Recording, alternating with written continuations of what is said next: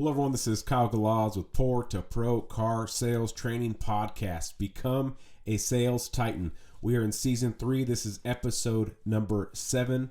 We're going to be talking about 10 ways to sell more cars. What can we do at the dealership to sell more cars?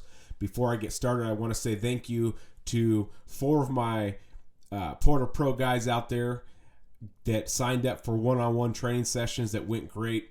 First one is Hermit out of Australia, Rick Pena out of the East Coast, USA, Frank Salvino out of Canada, and Tyler Moreno out of California, USA. So I appreciate you guys signing up, spending your resources to get better in the car business, and the feedback I'm already getting back from these guys and the numbers they're putting up tells me that they're listening and they're learning from the podcast and from me, Kyle Galaz, and it's working out. So I appreciate your guys' one-on-one. If you guys want to sign up for a one-on-one, message me. Find me and message me. We'll get you signed up. We'll go over the details when we do it, how we do it, and we'll get you dialed in to start selling a bunch of cars a month and get you to turn into a sales titan that's making over $100K a year. That's the goal here. Also, thank you guys for donating to the podcast. Anything that you guys donate, whether it's $1 or $100 or $50, whatever the number is, it helps me with buying more equipment for the podcast so I can help better serve you guys. So I appreciate it. All right, let's get into this episode, 10 ways to sell more cars. We're going to start with passion. Passion is the key ingredient. It is the foundation of your career. When I run into a salesperson that has passion in themselves and their product and their dealership in helping people, they are completely contagious. So when you are out there on the car lot and you have passion, you're going to do things to the customer that your average salesperson will not be able to do. You're going to be able to win people over purely based on passion. But everything that you do that has the foundation of passion is going to be that much better. Every step of the sale, every word you say with passion it's compelling and convincing. When a customer is dealing with a salesperson that has passion beyond all beliefs, they'll listen. It's going to keep their attention rather than the guy just going through the process and the steps and this is what my boss told me to sell a car, right? You know the difference between a passionate voice and a voice that's going through the process and the step because the boss told him to, and this is just a job. This is not his career. He could care less. So when you're going to help a customer, you got to have passion. Passion is contagious. It's compelling. It's convincing. And it elevates the emotion of the entire process, the entire steps of the sale. When a customer is being helped by someone that has passion in their voice, in their body language, they get caught up in it. They get caught up in that. And when they get caught up in that, in your passion, then they start making decisions based on emotions and not, logic and, we came for a red F-150 and that's it, right? You get them caught up in this emotion. Well, I don't have a red F-150, but you got to come look at this truck. I know it's not what you asked for, but just give me a few minutes. And all of a sudden, with all that passion you got, they start believing in what you're saying. They start maybe going against their logic and the idea of what they were going to do at the dealership because now they're caught up in their emotions. It elevates emotions. So when you're on the car lot and you're with people, you got to start with passion. Even if you don't know everything about the car business and you're new or you've been in the car business forever, have that passion. Remember what I say in the other episodes, my TikTok videos, my Instagram. I say this all the time. The best actors are also the highest paid actors. So when you have passion, it's like you're acting, right? You putting on a show, and you also get paid the most because people will follow a passionate person. They're not going to follow the pencil pusher guy that's just doing his job and doesn't care. All right? So that's number 1. Everything starts with passion. That is the root. That is the foundation. Let's move into number 2. Very important. If you want to start selling more cars today, you need to know your product and you need to know your competition's product. Okay? When you're on the car lot and you have a customer that's asking you questions about your vehicle and they've dropped little hints that they were already at the competition's product. They're at another dealership. This is your time to shine. This is your time to show them why, first, how incredible your product is, and why they should buy your product over the competition. By knowing your product, this doesn't give you the right to just become a dictionary and just spit out a bunch of statistics on your car, because that can be boring. You have to tactfully let your customers know, based on their hot buttons, based on the things they've told you they're going to use the vehicle for. That's when you use your product knowledge and you tailor make the experience for them. Okay, what I mean by that, if you have a soccer mom looking at a Ford Expedition, and she needs the space because she got all the stuff in the back, groceries, Costco runs, 5 or 6 kids that she's going to pick up. That's not when you talk about the frame strength and the 4-wheel drive capabilities and the gear ratios. That's the time you talk about cargo space, headroom, shoulder room, leg room.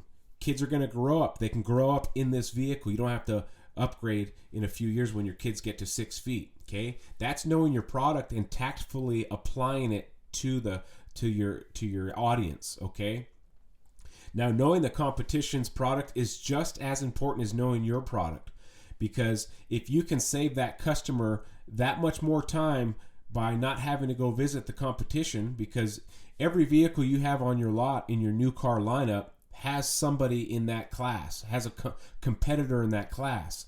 And you need to learn those competitors just like you know your vehicle. So when you're doing a walk around or you're doing a product presentation, you can point out, okay, the competition doesn't have this. This is class exclusive on my vehicle. They're not going to even have this. You can't even upgrade to get this feature.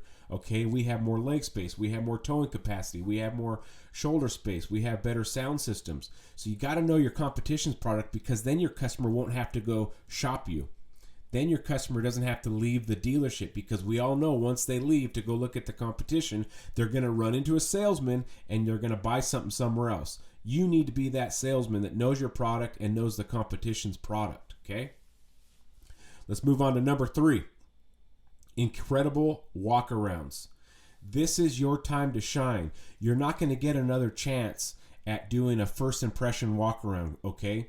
This is a customer that's walked in and they're looking at, let's say, a Chevy Tahoe for the first time. They've owned Fords, they've owned Dodge product, they've owned every other product, but they've never owned a Chevy, and they really want a Tahoe. This is your first chance to give them a walk around on a Tahoe that they've never had before, and this is your chance to show them why they've come to the Tahoe and why the Tahoe beats the competition. And an incredible walk around is something that is interactive with your customer. They get to push buttons. They get to try out the sound system. They get to hit the blinkers and hear how that even clicks. They get to see underneath the hood. They get to see every little feature that you can show them that pertains to them, stuff that they didn't know that the Tahoe has and that the Tahoe can do, or whatever vehicle you're showing, just using the Tahoe as an example. But you need to have an incredible walk around where you point everything out. And remember, your walk around is the setup for the test drive. So when you're doing your walk around, you need to be talking about things that they're going to feel on their test drive. Because what you want to do in the walk around is build up so much anticipation that the customer wants to test drive the car. You don't have to ask for the test drive when the customer's like, oh, here's my license, I want to go drive it. You don't have to ask for a test drive when the customer's drooling out of their mouth to drive the vehicle, because you've told them all these little things that they're going to feel on the test drive that you can only feel on a test drive. That's doing an incredible walk around when you can hit their hot buttons, when it's interactive with the customer and they can't wait to drive it. Okay? No matter what vehicle you're showing a customer, you need to be talking about the next step. So when you're doing an incredible walk around, you need to be talking about what they're going to feel on the test drive. When you're doing a meet and greet, you need to be talking about the products that you have that you're about to show them, because you're going to be talking about the next step. When you're doing your test drive and you come back from the test drive, what's after the test drive? You're going to work numbers, okay? So you need to start setting things up before it actually happens. So that way they're drooling to do the test drive, okay? Literally, they want to test drive it so bad because they can't wait to drive it because you've told them all these great things in the walk around, okay? So number 3 is incredible walk arounds. Number 4, let's move on to number 4. Never skip the steps of the sale. I posted a video on TikTok about keeping control of the steps of the sale, and it's got 30,000+ views, and the comments are incredible because you have comments from customers saying, "Oh, I'm in control of the sale. I'm in control. I got the money. I make the decisions," right? But a lot of times when they come in, they think they know what they want. They think that they're going to be in control of the sale, but how many times do they come in for a white SUV and they leave in a black truck? Okay? They think they're in control of the scenario. They don't even know what they want. Okay, so never skipping the steps of the sale is not allowing a customer to dictate the steps. Yes, they can tell you what they want. Yes, they have some form of control because they do have the money. But if you just let them run wild, they end up leaving because they don't really know what they want. They think they know what they want. They had an idea before they came to the dealership, and then boom, they see a lifted red truck that's got the right wheels, the right exhaust, and the right interior when they came in for a white work truck, okay? So the reason why you never skip the steps of the sale is because you'll get off path. There is a reason why when these people are climbing Mount Everest, there's these base camps, okay? The base camps are kind of like the steps of the sale. All right, day 1, we get to base camp 1. Day 2, we get to base camp 2. Day 3, it's very simple to climb Mount Everest. It's just very difficult to do. But if they didn't have those base camps and those different steps of climbing the mountain, then they would never get to the top because they would wander, they'd get lost, they would fall, they would get hurt. So no different than the steps of the sale. There is an order to the 11 steps of the sale that you have to do, okay? And each one has a purpose. Each one sets up the next one, and each one will take you to the promised land. If you don't skip the steps of the sale, you take the customer through the proper steps, then you're going to have a car deal at the end, okay? Because they're going to have a hard time doing this all over again with another salesman at another dealership, and you've done everything right leading up to that part where they have to sign and they say, "All right, let's do it. Looks like we're buying a car, honey. All right, let's do this." Because they don't want to first go through that whole process again. You've done everything right as a salesman. At this point, they love you. At this point, they love the product. They love the dealership. They trust everybody. They don't want to start over somewhere else. And you haven't skipped the steps. You've done your proper job. You've built that emotional value. You've built the value in the vehicle and yourself. They're going to say yes. So number 4 is never skip the steps of the sale. All right, let's move on to number 5. Be a social media titan.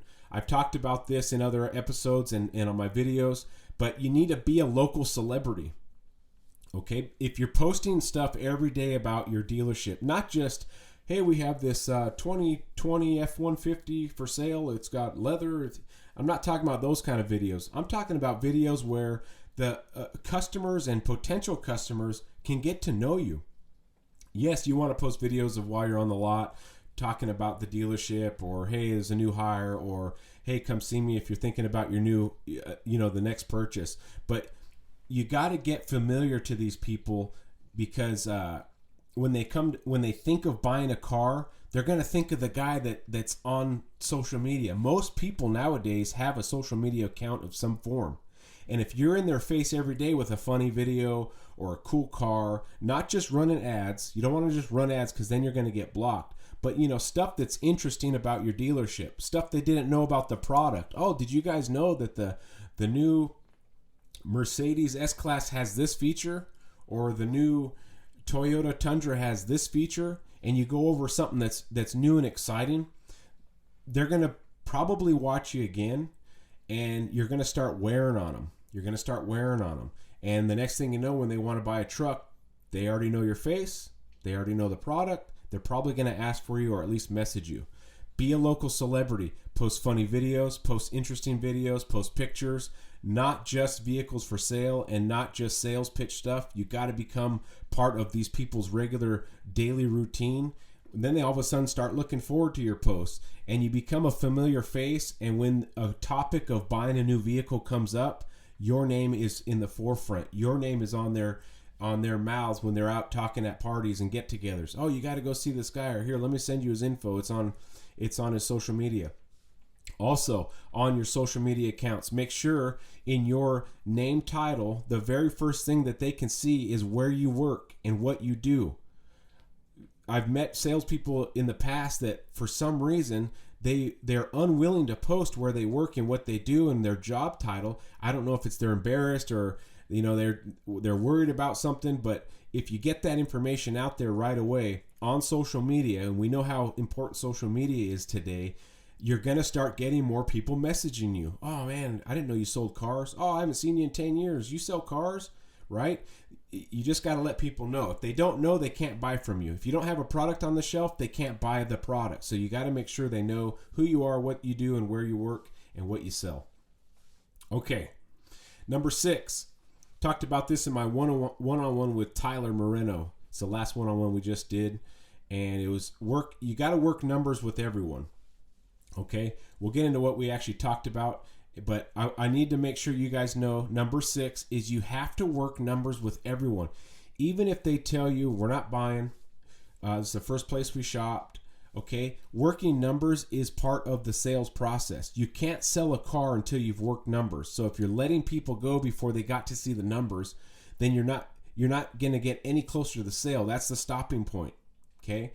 And if you allow them to say this is the first place we stopped, I don't want to work numbers yet, I'm not ready to make a decision, and you just take that as, oh, well, okay, well, here's my card. If you never got to work those numbers, you never have the chance to sell the car. So you have to ingrain this in your head. No matter what they say, you got to get your numbers worked. You have to let them see the numbers, because more often than not, if they get to see the numbers, the payment, the price on paper, then they're that much closer to buying the car. You're stacking the odds in your favor of them buying a car if you show them the numbers. Without numbers, you got nothing. Just know that. If I don't get to the numbers part with this customer, I can never sell a car. No customer ever buys a car without seeing the numbers. They have to see the numbers. Now, they can tell you on the lot, yeah, I want to buy this car, but they haven't bought it yet. They have to see the numbers. So make it a point to have 100% show numbers rating with your customers, okay? Now, when customers hear the word, let's go work numbers, or let me put it on paper so you can see the numbers, that sounds painful to them. That sounds like getting a root canal. That sounds like going to the doctor and getting something fixed on their body, okay?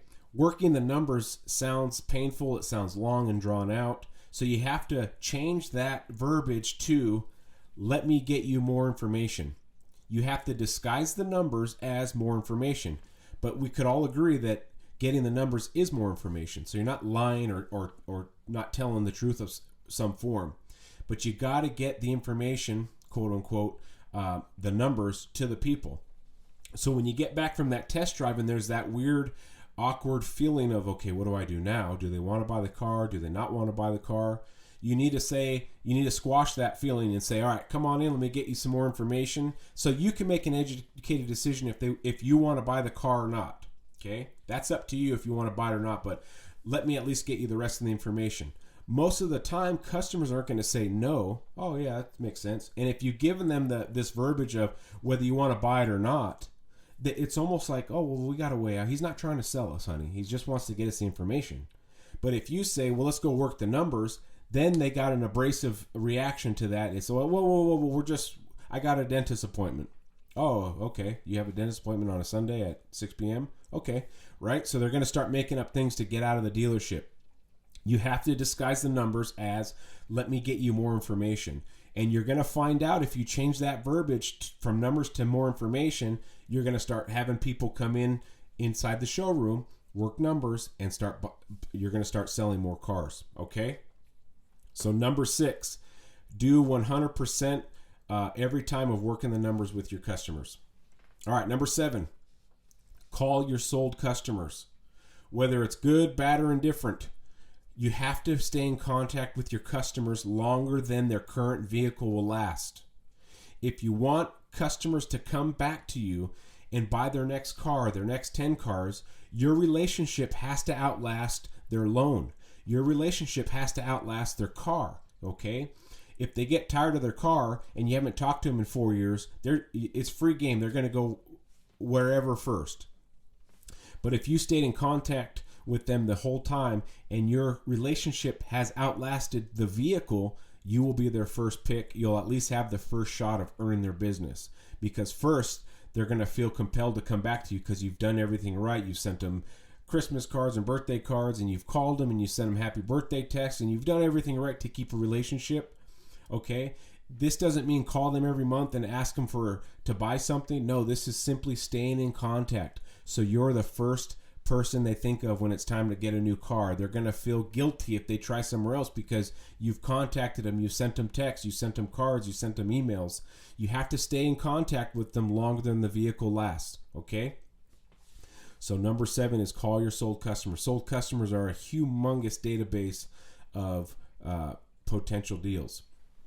Okay, number 8, don't be a hermit crab.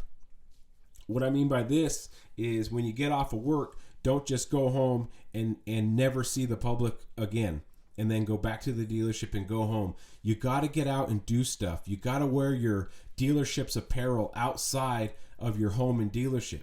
More oftentimes than not, if I'm wearing my Alfa Romeo jacket or sweater at a grocery store or at the gym or wherever I'm at, someone says something about Alfa Romeo, or if I'm wearing my Maserati jacket, or if I'm wearing a whatever shirt that has a vehicle on it, people will ask about it. And when they find out what I do, yes, I'm the sales manager at the Maserati Alfa Romeo store here in town. Oh man, really? And I give them my card. So if you ever need anything in the car business, whether you're buying or not, look me up. I'm here to help you. Okay. Now that card is in that guy's wallet. Something comes up, he needs an oil change. Yeah, come on in. Let me help you get scheduled. Not a problem. Well, guess what happens when he needs another car? He's going to think of the guy that helped him on his oil change or set an appointment up for him or did something for him. So if you're wearing apparel outside of the dealership and outside of your home, you're going to strike conversations, and you need to be a social butterfly out in your community. Football games, high school football games, whatever it is. Get out there, get to the gym, get to the church, get to the grocery store, and wear your apparel and keep your cards on you. You got to be in business 24 hours a day, 7 days a week. A true car salesman that's obsessed with the car business never shuts off. They're thinking about the car business when they sleep. They're talking about the car business when they're clocked out. It is what they do. It is what they are. And those are the guys making 100, 150,000, 200K a year are the guys obsessed with the business, that wear the clothes, that are social media celebrities and titans, and they're outside not being a hermit crab. They're outside doing stuff. So number 8, don't be a hermit crab. Okay, number 9, wander the car lot. A lot of dealerships have their own service center. A lot of dealerships have their own body shop or some form of more than just their cars for sale. You got to go wander the car lots, because more oftentimes than not, you're going to run into a customer, whether it's at service, the body shop, the quick lube center, walking, who knows what they're doing on the lot. You're going to run into somebody. If you just stay in one spot at your car lot watching the lot, then you're waiting on something to happen for you instead of going out and making something happen. The chances of someone landing right on your lap that wants to buy a car, if you're just sitting there all day waiting for an up, are slim. Go out there and make stuff happen. Okay, so wander your car lots, and you'll most likely run into somebody that may not be looking for a car to buy, but after a conversation and you've perked their interest and you were a salesman for a brief amount of time, now they're interested in something. Oh my goodness, your car's 10 years old? Yeah, why don't you trade it in? You should see the new whatever. Really? Yeah, it's got Apple CarPlay, Android Auto. You can do this and that. The lights turn on by themselves. They got the automatic brights, the windshield wipers. You got to see the new product. Let me at least show you why you're here before you take off. I know you're just getting an oil change, but let me at least show you. Okay, well, what happens next after you've done what you're supposed to do? They're buying a car. People like spending money. People like buying stuff. They just need someone to take them there, and that is where you come in. Okay, so make sure you wander the lots. Along that topic, you got to stay out of the huddles. The huddles seem to create negativity. The huddles seem to create no sales. They really don't. They pay $0.00 an hour. The huddle does. Okay. And I was thinking about something which sounds a little goofy, but I'm going to say it anyway. Imagine the character Darth Vader from Star Wars. Okay, the menacing villain that doesn't take no for an answer. Imagine if Darth Vader was talking to your manager inside the showroom, and he's looking for a job. Darth Vader wants to work at your dealership as a salesman. He goes through his interview. Next thing you know, Monday comes around and he's done with his training. Now he's on the car lot. Darth Vader is selling cars at your dealership.